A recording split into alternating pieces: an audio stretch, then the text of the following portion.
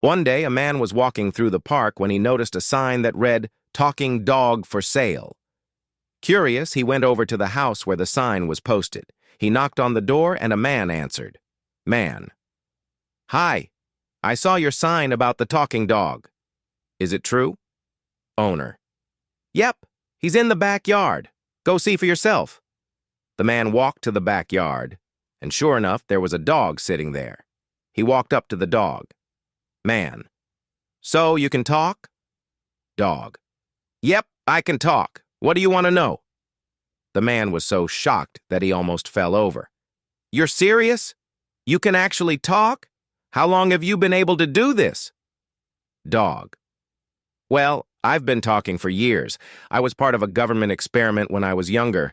I could answer any question, and I even helped solve some mysteries. I was on TV, made a lot of money, lived in a mansion. Life was good. The man's jaw dropped. You've got to be kidding me. You used to be a celebrity? Dog. Yeah. But then the fame wore off, and the money started running out. I moved to the suburbs to lay low.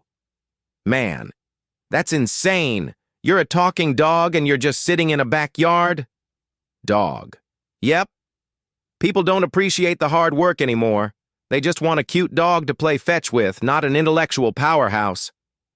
At this point, the man was laughing so hard that tears were streaming down his face.